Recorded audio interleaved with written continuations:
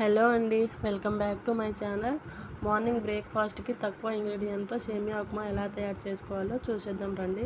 ఏం లేదండి, ఉప్మా పిల్లలు కానీ పెద్దవాళ్ళు కానీ చాలా అంటే చాలా ఇష్టంగా తింటారు. మీరు కూడా ఇంట్లో ట్రై చేయండి.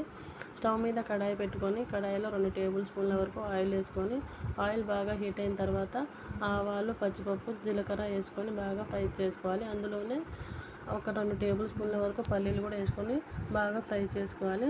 పల్లీలు ఫ్రై అయిన తర్వాత మనం కట్ చేసి పెట్టుకున్న ఆనియన్, క్యారెట్, పచ్చిమిర్చి, అలాగే ఒక 2 రెమ్మల కరివేపాకు కూడా వేసుకొని బాగా పచ్చి వాసన పోయేంత వరకు ఫ్రై చేసుకోవాలి. బాగా ఫ్రై అయిన తర్వాత అందులోనే రుచికి సరిపడా ఉప్పు, అల్లం వెల్లుల్లి పేస్ట్ కూడా వేసుకొని బాగా ఫ్రై చేసుకోవాలి. పచ్చివాసన పోయిన తర్వాత ఒక కప్పుకి 2 గ్లాసుల వరకు వాటర్ పోసుకుంటే సరిపోతుందండి. ఇలా 2 గ్లాసులు వాటర్ పోసుకున్నాక వాటర్ అనేది బాగా బాయిల్ అవ్వాలి. బాగా బాయిల్ అయిన తర్వాత అందులోనే ఈ కప్పు సేమియా కూడా వేసుకొని బాగా ఫ్రై చేసుకోవాలి. బాగా కలుపుకోవాలి, లేదంటే అడుగంటుకుపోతుందండి. ఒక 5 మినిట్స్ పాటు అలా కలుపుతూనే ఉండండి.